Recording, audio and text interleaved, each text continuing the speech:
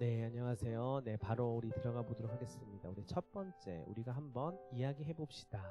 네, 우리 한번 질문하도록 하겠습니다. 오늘날 기독교인으로 산다는 것은 무엇을 뜻하는가? 자, 이 책에서 문제 제기를 하고 있는 부분인데요. 기독교에 대한 과거의 비전과 또한 새롭게 등장하는 비전에 대해서 이야기하고 있습니다. 자, 오늘날 기독교인으로 산다는 것은 무엇인가라고 물었을 때 기독교에 대한 과거의 비전을 들여다봐야 된다는 거예요. 그 비전이 무엇이었습니까? 우리가 흔히 교회에서 말하는 구원에 대한 이야기, 하나님에 대한 이야기, 교회에 대한 이야기, 예수 그리스도에 대한 이야기들을 다루고 있잖아요.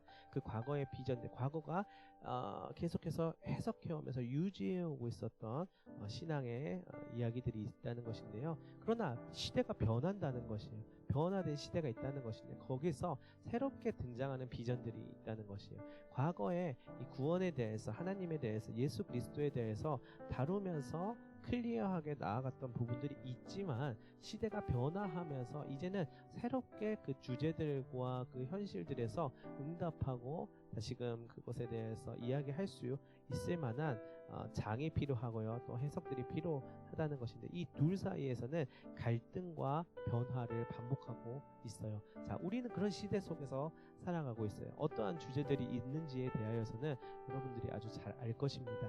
최근에 등장하고 있는 이슈들에 관해서 살펴보면 AI라든지 또는 앞으로 다가올 미래 시대에서의 챗 GPT라든지 AI가 어떻게 우리의 신앙과 또 우리의 교회와 기독교에 들어와서 그것들이 적용될 것인가를 많이 묻고 있는 주제들이 있는 것 같아요. 또 굉장히 좀 오래됐지만 캐캐묵은 주제라고도 말할 수 있지만 인권이라든지 또는 여성이라든지 또는 동성애라든지 또한 여러 가지 우리가 해결해야 될 기독교 안에서 그것을 재해석해야 되는 문제들이 반드시 있을 것이에요. 또 책에서는 뒷부분에 이제 다원주의에 대한 부분도 분명히 다루고 있습니다. 자, 우리는 그것에 대해서 지나쳐버리고 덮어두고 그냥 넘어가서는 안 돼요. 이것들에 대해서 계속해서 끊임없이 응답하고 반응할 수 있어야 된다는 것입니다. 자, 근데 여기에서 다루어가고 살펴보고 어떻게 보면은 내가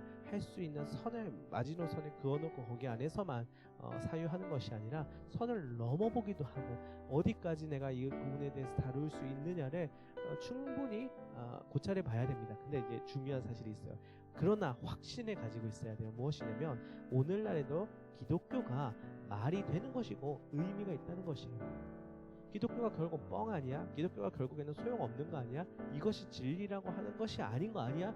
라고 하는 미확신의 마인드를 가지고 있을 때는요, 그 다음에는 길을 잃어버릴 수밖에 없는 거예요. 그 다음에는 진리를 논할 수가 없습니다. 진리는 그냥 이것밖에 없어요. 세상은 다 변하는 것이야. 진리는 고정된 것이 없어. 변하지 않는 진리가 있다라면 고정된 것이 없다라고 하는 이 진리야 라고 말을 할 수밖에 없다는 것인데요, 기독교는 그렇다 보면 토대를 잃어버리게 됩니다. 기독교는 이 심장에 뛰지 않게 돼요. 자, 근데 심장을 뛰지 않게끔 하려고 날아오는 화살들과 바람들과 비와 파도들을 그저 피하고 그냥 막아서고 그냥 돌아서서 숨어 있을 수만은 없어요. 그것들을 부딪혀 가면서 이 심장이 어떻게 뛰어야 되는지, 어떻게 뛰고 있는지를 드러내주는 것이 필요하는데, 그러기 위해서는 확신이 있어야 된다는 거예요. 오늘날에도 기독교가 말이 되고 의미가 있다는 것이죠. 근데 자, 여기서 중요한 것은 그건 알겠는데 나에게 별 의미가 없다고 느껴지는데 어떻게 합니까? 이거예요. 자, 이게 문제예요. 왜 그럴까요? 자, 이것을 살펴봐야 됩니다. 혹시 그 모습이 그저 누군가의 소유물이나 권위주의의 옷을 입고 있지는 않았는지를 볼 필요가 있습니다. 아니면 너무 지적인 문제들로 보이거나 이것이 또는 현실과 동떨어진 것처럼 보이지는 않았는지요. 아니면 반대로 반지성적인 선물로 여겨졌기 때문은 아닐까요? 자, 우리가 기독교를 어떻게 바라보고 있는지를 봐야 하는 것입니다. 자, 그렇기 위해서는 몇 가지 우리 방식들을 한번 생각해 봐야 되는데요.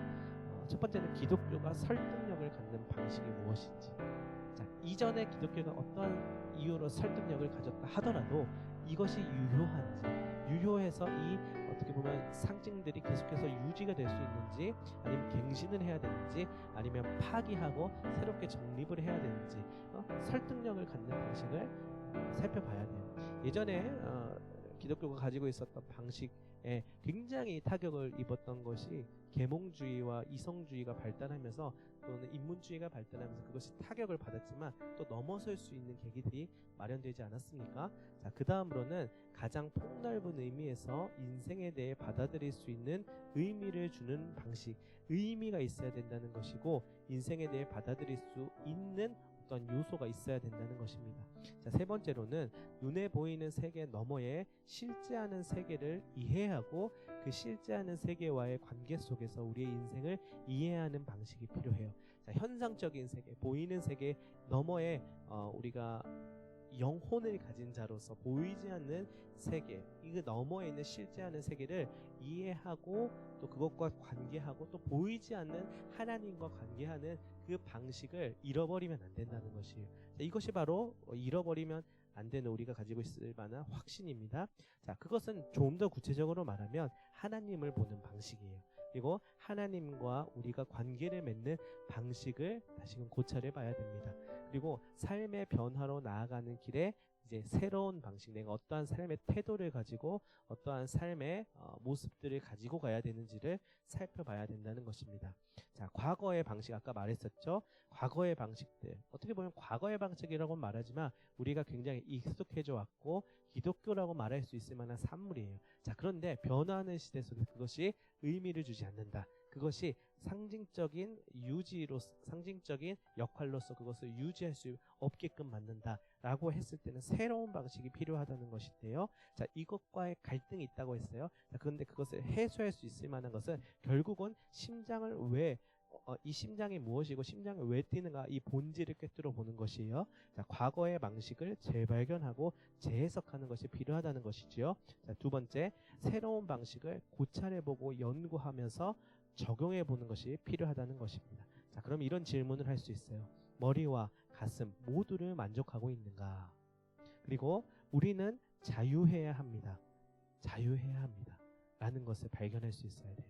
자, 이 갈등 사이에서 결국은 기독교는 우리에게 자유함을 주고 예수 그리스도의 복음 우리에게 자유함과 평강을 허락한다는 것을 우리는 깨달을 수 있어야 돼요. 그것이 살아있는 복음이라는 것입니다. 다시 한번 질문합니다. 변화하는 시대 속에서 기독교의 심장은 무엇인가? 무엇이 피를 뿜어서 생명을 살리는 심장이 되게끔 하는가? 자, 질문했죠. 여러분 무엇이라고 답하시겠습니까? 몸의 가장 중요한 부분은 심장이에요. 그렇다면 기독교의 심장은 무엇일까요? 이 심장을 잃으면 곧 죽었다고 봐도 되는 것이겠죠. 자, 그렇다면 죽지 않기 위해서 심장을 뛰게끔 하려면 어떻게 해야 될까요? 자, 그것은 본질이에요. 본질을 새롭게 봐야 돼요. 그것이 이렇게 의미를 주고 가치를 주고 나의 심장을 다시금 뛰게끔 해줘야 된다는 것입니다. 나와 맞닿아 있어야 돼요. 그 본질이 나라고 하는 상황, 실존과 부딪혀야 됩니다. 본질과 상황, 그 끝없는 갈등 가운데 있는 역동하는 무엇을 발견해야 되는데 그것이 바로 기독교의 심장의 아주 중요한 핵심인 성령이에요. 성령을 발견해야 되고요. 그 성령을 경험해야 된다는 것이에요. 제가 이 공부를 들어가면서 가장 다시금 불타올랐었던 저의 심장을 뛰게 했던 것은 무엇이냐면 오늘날 우리는 어떻게 다시 열정적인 신앙인이 될 수 있는가 하는 것이에요.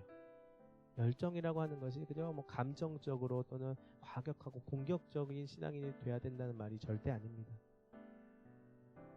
나 스스로도 이 세상을 살아가고 또 현실을 살아가는 데 있어서 나조차도 불안하고 신뢰할 수 없고 세상 가운데서 던져진 존재와 같은 삶을 살아가지만 또한 그 과정에서 기독교는 자신의 역할보다는 오히려 다른 역할들을 감당하면서 독선을 자행하고 세상 속에서 충돌하고 있는데 만몬과 죽임의 시대를 살아가고 있지만 이 기독교는 사실은 그런 종교가 아니고 그런 생명을 가진 것이 아닌데 어떻게 생명을 다시금 살리게 할 수 있고 또 이 생명의 근원인 복음을 소통할 수 있는지 이것에 대한 것을 질문할 때에 제 안에 살아나는 성령께서 경험하게 하시는 그래 내가 다시금 돌아가야 될 것, 내가 회복해야 될 것이 무엇인지를 묻는 질문으로 가게 되었습니다.